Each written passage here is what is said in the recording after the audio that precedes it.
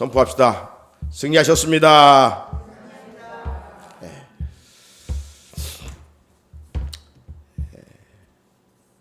새 신년 특별 새벽기도의 셋째 날입니다. 오늘도 새벽에 도우시는 하나님께서 찬송으로 우리 심령의 평안을, 또 말씀으로 능력을, 기도로 하늘의 문을 여는 은혜를 주실 줄로 믿습니다. 자, 다 같이 주제를 선포합시다. 역전승한 믿음의 사람들. 한 번 더, 역전승한 믿음의 사람들. 하나님은 우리들이 성경에 기록된 역전승한 믿음의 사람들의 신앙을 본받아 이 한 해 우리도 역전승의 은혜 입기를 원하고 계십니다. 하나님이 원하신다면 우리 기독교는 내 소원을 이루어드리는 게 아니에요. 새해를 시작하면서 우리 각자의 소원들이 있고 또 그 소원이 이루어지기를 원하죠. 그러나 우리는 먼저 하나님의 소원, 하나님의 뜻이 무엇인가, 이걸 말씀 속에서 알아서 우리가 그렇게 살아가려고 할 때 하나님은 영원히 잘된 같이 범사에도 은혜를 주신다라고 약속을 하셨어요. 나의 소원이 아니라 하나님의 소원을 먼저 이루어드릴 수 있는, 하나님의 소원이 뭐라고요? 우리가 역전승하기를 원하신다. 고난 앞에, 환난 앞에 무너지는 자가 아니라 그 자리에서 또 믿음으로 일어나는 그 승리자가 되기를 원하고 계신다. 그래서 어제는 야곱의 역전승을 살펴봤습니다.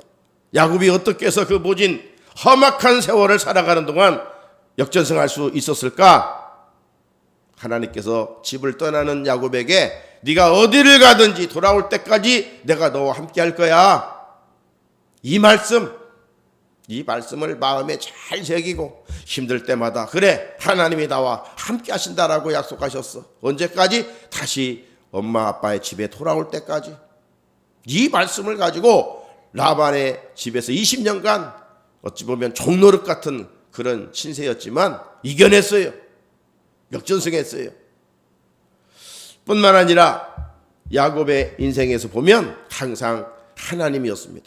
바로에게도 하나님의 이름으로 축복하고 또 요셉의 두 아들에게도 나중에 하나님의 이름으로 축복하고 나아가서 그 아들 12지파 훗날 숨을 거두기 전에 축복할 때도 보면 여호와 하나님께서 그의 인생의 주어는 어디를 가든지 하나님 찾으면 나는 부족하고 무능하지만 위대하시고 강하신 하나님께서 그분의 이름으로 승리하게 하십니다. 뿐만 아니라 그는 두 번의 간절한 기도가 있었다고 그랬어요. 집을 떠날 때 부엘사바에서 돌베개 자고 거기서 하나님 만나 간절히 기도했고, 또 20년 만에 집으로 돌아올 때 야복강가에서 돌아올 때 기도했어요. 그 간절한 기도가 모든 문제를 다 해결하고 빈손에서 거부가 되게 하는 은혜를 입게 하셨어요. 자, 오늘은 세 번째, 그 야곱의 아들 중에 요셉이라고 하는 인물입니다. 요셉은 노예에서 애굽 제국의 총리가 됐어요. 그래서 오늘 제국은 노예에서 애굽의 총리로. 보통 역전승입니까? 네? 노예에서, 끝나버릴 인생에서 하나님이 참 모든 사람을 살리는 자리에까지 높여주시는 은혜를 입혀주셨어요. 그 요셉은 예수님의 모형이고, 또 우리는 사람을 살리는 일을 할 때 하나님께서 높여주신다는 것이죠. 자, 족장의 역사를 보면 아브라함, 이삭, 야곱으로 이어지죠. 하나님은 아브라함에게 밖으로 이끌어내서 아브라함아, 저 하늘을 봐라. 저 별 셀 수 있겠니? 네 후손을 그렇게 많게 해줄 거야.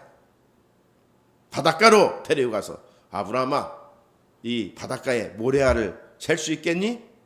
네 후손을 그렇게 많게 해줄 거야. 이렇게 약속하셨어요. 하나님은 신실하시는데 그 신실하신 하나님의 약속이 빨리 이루어지면 좋겠는데 이루어지지를 않은 거예요.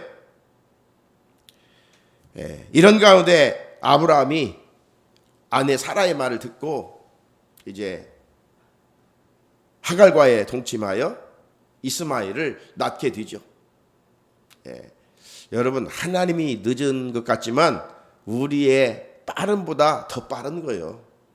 인간의 얄팍한 생각을 앞세우면 거기에 고난이 따라요. 이 아브라함이 이 아내 사라가 그렇게 했을 때 무슨 말이냐? 하나님께서 주신다고 했으면 기다려보자.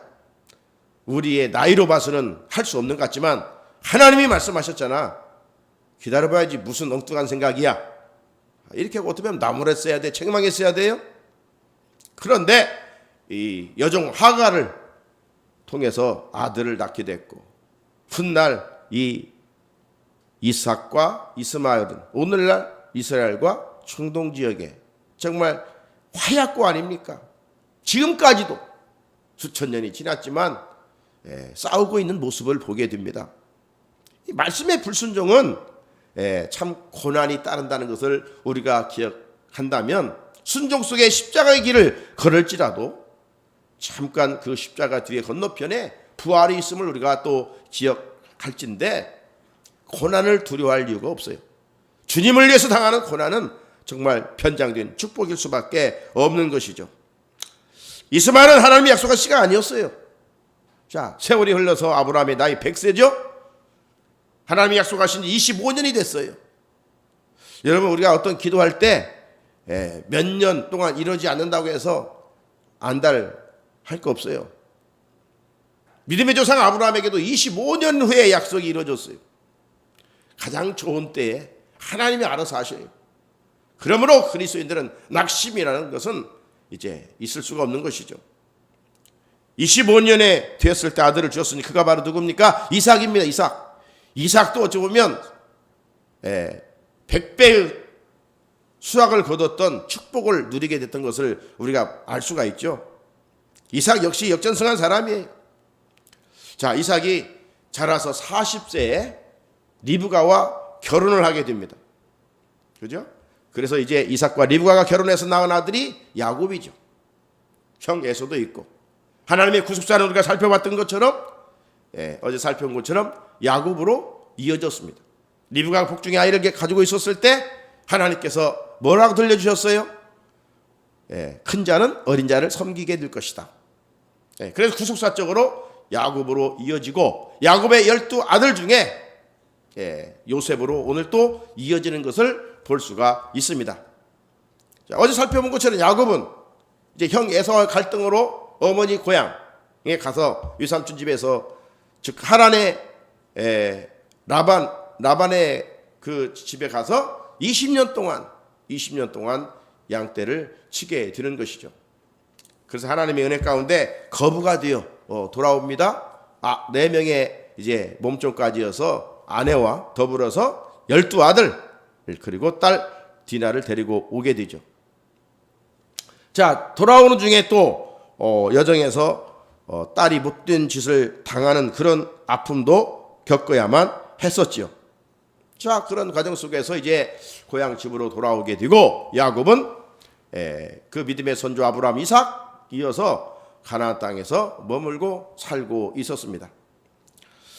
자, 그 과정을 보면 어제도 살펴본 것처럼 야곱은 가장 사랑했던 아내 라헬로부터 낳은 11번째 아들 요셉을 너무나도 사랑을 했어요. 편에는 좋은 것이 아닌데 야곱이 요셉을 너무 사랑했어요. 형들 떡 하나 줄 때 요셉에게 떡 너댓 개씩 주면서 형들에게 헌옷을 입힐 때 채색 옷을 입히는 등 그래서 이게 이제 형들로부터 요셉이 미움을 받는 그런 결과를 가져오지 않습니까?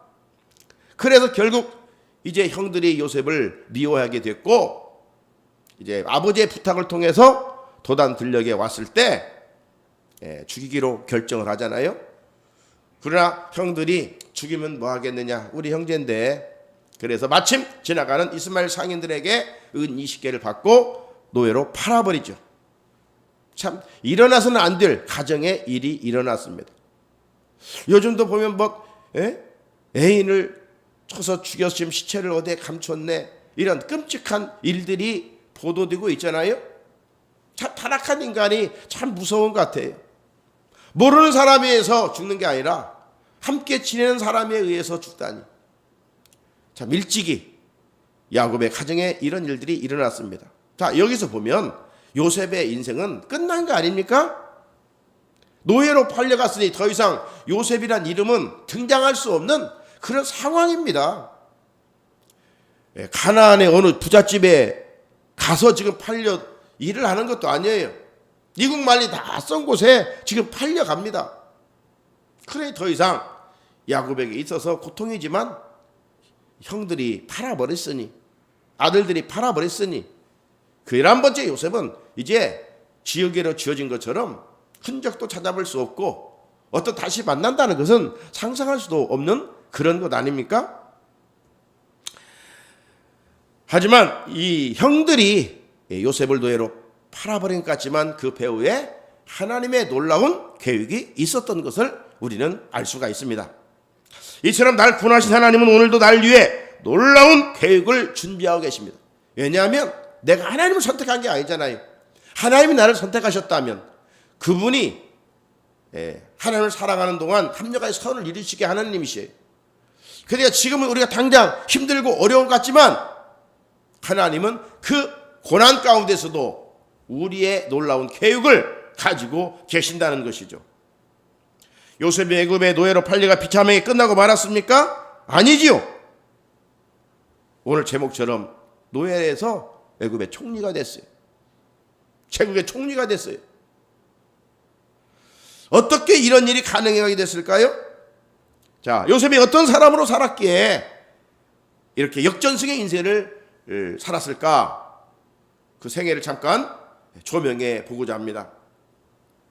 자, 노예로 팔려간 요셉이 역전승한 첫 번째 이야기는 하나님이 주신 꿈을 가지고 있었기 때문입니다. 요셉 하면 꿈의 사람 아니에요? 그가 역전승할 수 있었던 것은 하나님 주신 꿈을 가지고 있어서 하나님 주신 꿈을. 요셉은 꿈 얘기 때문에 형들에게 막 미움을 받았어요. 첫 번째 꿈이 뭡니까? 첫 번째 꿈은 곡식단이 11 곡식단이 요셉의 곡식단에게 절하더라. 이런 꿈 이야기를 그냥 자기가 꿈만 꾸었고 간직하면 좋은데 형들에게 그 꿈 얘기를, 형들 이리 와봐, 한번 들어봐. 우리 같이 곡식단이 있었는데 내 꿈에 보니까 형들의 곡식단이 일어나가지고 내 곡식단에게 절했어. 이래가지고는 그들이 뭐라고 반응하느냐? 창세기 37장 9절에 보면 8절에 보면 형들이 이렇게 말합니다. 네가 참으로 우리의 왕이 되겠느냐? 하고 그의 꿈과 그의 말로 말미암아 그를 더욱 미워하더니, 더욱 미워했다는 것은 이전에 들에서 양을 치는데 형들은 막 형식적으로 땡땡이 치고 놀고 있었어요. 그래서 그 사실을 요셉이 아버지에 가서 이 얘기했어요. 아버지, 형들은 양들을 제대로 치지 않는다고. 그래가지고 아버지로부터 형들이 막 혼났거든요. 그 고자질하니까 요셉이 미웠는데 그 미움이 좀 자리 잡고 있는데 거기에다가 형들의 곡식단이 자기에게 절한다니까 네가 우리의 왕이 되겠느냐? 하면서 더욱 미워하게 됐다는 것이죠. 좀 지났을까요? 또 요셉이 꿈을 꿨어요. 그 두 번째 꿈이 뭡니까? 그 꿈은 창세기 30장 9절에 있는데 내가 또 꿈을 꾼즉 해와 달과 11별이 내가 절하더이다. 누가 들어봐도 11명 자기 형제들이고 그 한 명은 요셉이다 이 말이죠. 그래가지고 막 미움이 계속 쌓이게 됐던 것이죠. 얼마나 미웠으면 죽이려고 했겠어요?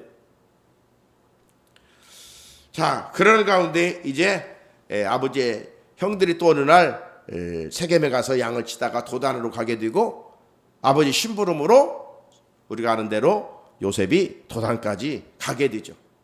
그때 형들이 뭐라고 말합니까? 저 꿈꾸는 자가 온다. 저놈 이번에 죽이자. 그래서 결국 죽이려고 구덩이에 빠뜨렸는데 마침 물이 없어서 다 하나님이 다 계획하고 계시는 것이죠.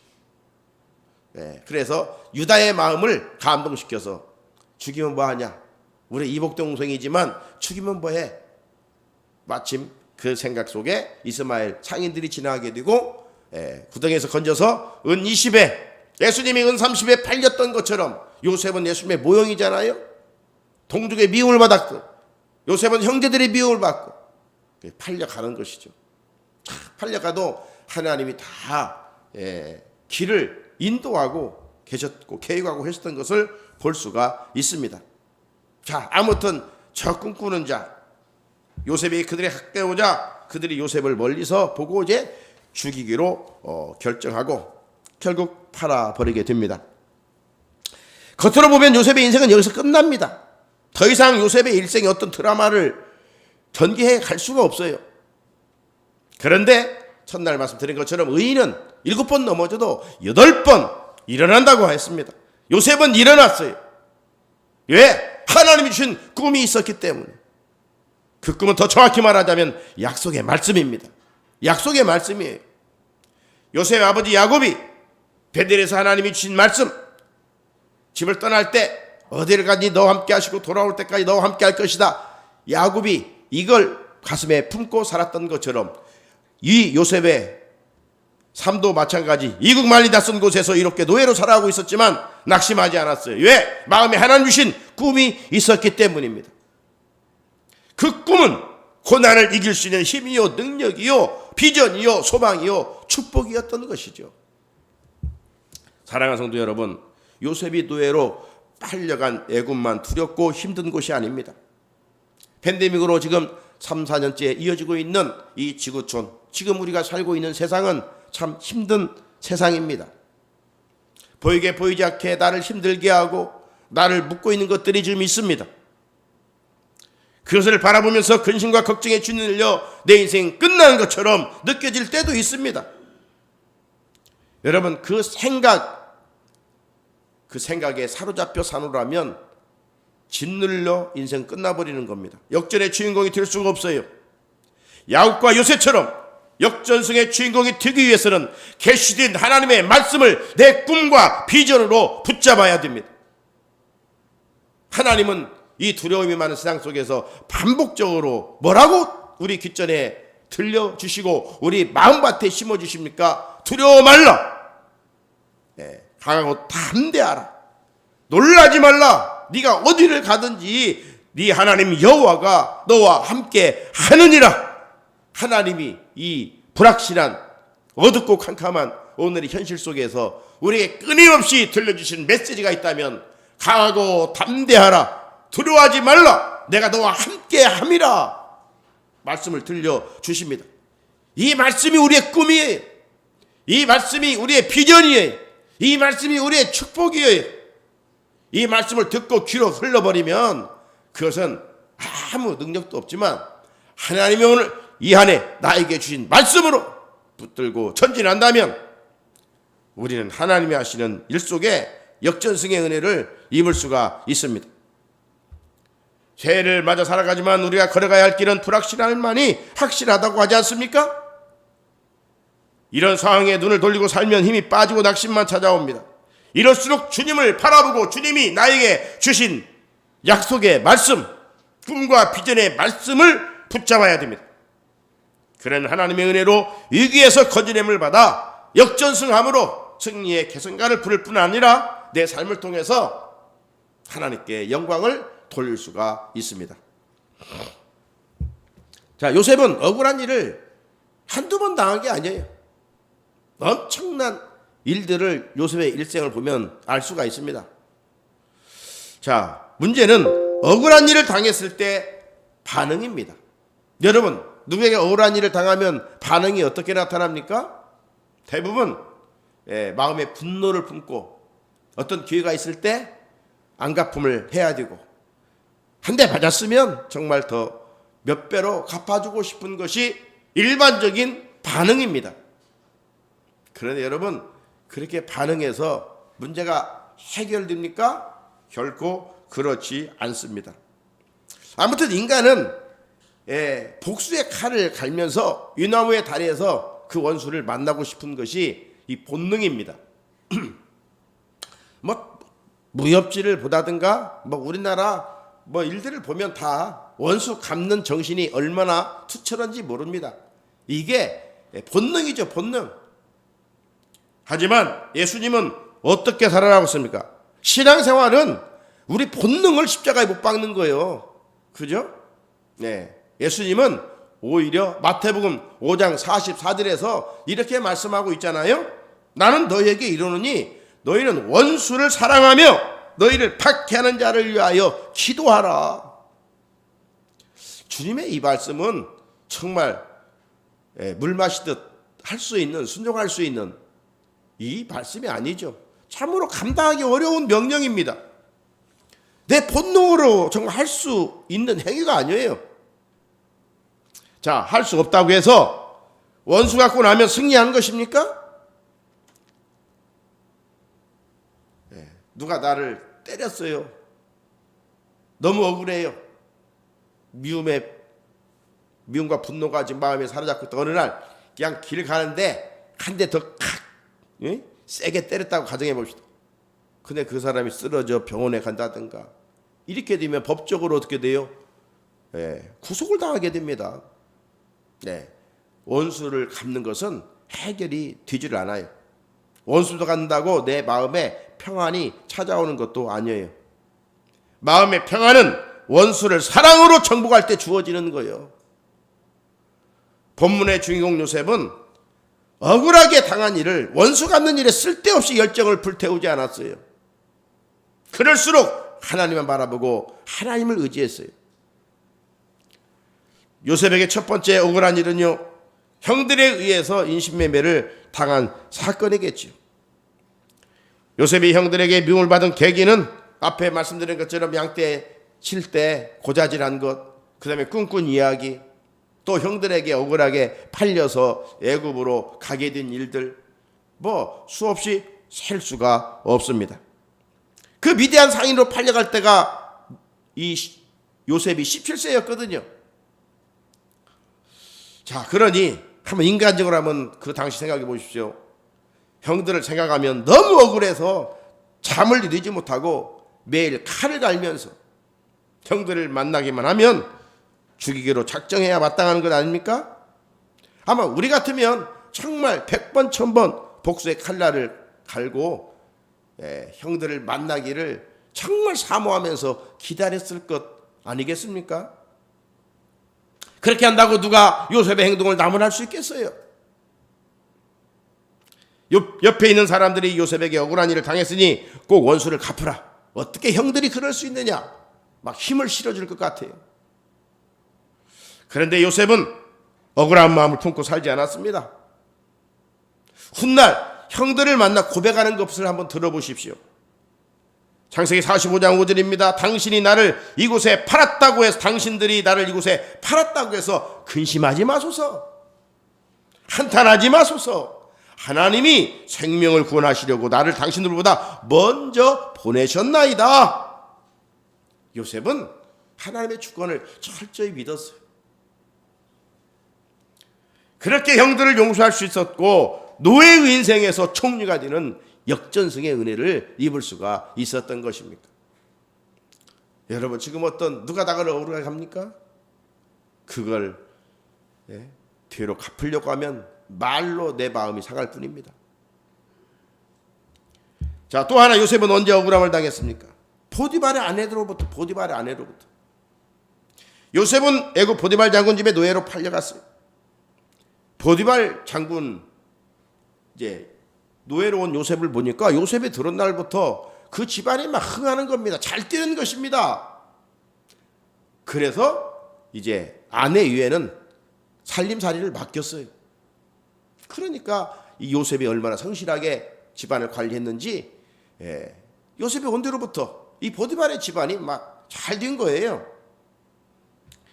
자, 그러던 어느 날 보디발 아내가 준수하게 생긴 요셉을 유혹하잖아요. 요셉아, 이리 와봐라 하면서 자꾸 유혹을 하는 거예요. 하룻밤만 즐기자. 그러면 내가 더 너를 잘 대우할 테니까, 너를 높여줄 테니까, 이러면서 유혹합니다. 여러분, 얼마든지 유혹에 넘어갈 수 있는 나이잖아요. 지금 17세 혈기왕성한 요셉이잖아요. 그런데 요셉은 단칼에 거절하면서 이렇게 말합니다. 창세기 39장 10절을 보니까 내가 어찌 이 큰 악을 행하여 하나님께 죄를 지으리까. 여러분, 사람을 의식하면 죄를 지는 거예요. 주변에 사람 없지? 스스로는 완전 범죄를 꿈꾸는 것 같지만 하나님은 보고 계시. 하나님은 보고 계시. 요셉은 하나님이 보고 계셨음을 의식하며 살았어요. 어떻게 하나님 앞에서 이 큰 악을 지으리까? 그런데 이 악이라는 것은 집요해요. 이 보디발 아내는 사탄의 상징이에요. 그래서 계속해서 집요하게 요셉을 유혹합니다. 성경 보면 날마다 에브리데이 날마다 유혹을 했다고 그랬어요. 그러나 요셉은 듣지 아니하고 함께 있지도 않았습니다. 또 어떤 날 하루 요셉이 업무를 하기 위해서 이제 집안에 있는데 또 보디발 아내가 가까이 와가지고 옷을 잡고 유혹을 합니다. 예? 그때 요셉은 어떻게 했습니까? 옷을 버려두고 달아났습니다. 그러자 보디발 아내는 큰 소리로 외쳤습니다. 보라, 주인이 히브리 사람을 우리에게 데려다가 우리를 희롱하게 하는도다. 그가 나와 동참하고자 내게로 들어오므로 내가 크게 소리를 질렀더니 그가 나의 소리를 질러 부름을 듣고 그의 옷을 내게 버려두고 도망갔느니라. 참 누가 봐도 상황이 그렇게 됐잖아요. 예? 요셉이 옷을 벗고 달아났으니 또 보디발 아내가 이 히브리 손인이 와 나를 겁탈하려고 하다가 내가 소리치니까 도망갔다고 하니 누가 봐도 이게 제 앞뒤가 맞아요. 참 얼마나 억울한 일입니까? 세상을 살다 보면 이런 억울한 일을 당할 때가 있어요. 하나님을 신실하게 섬기는 요셉인데 하나님은 그런 일조차 허락하셔요.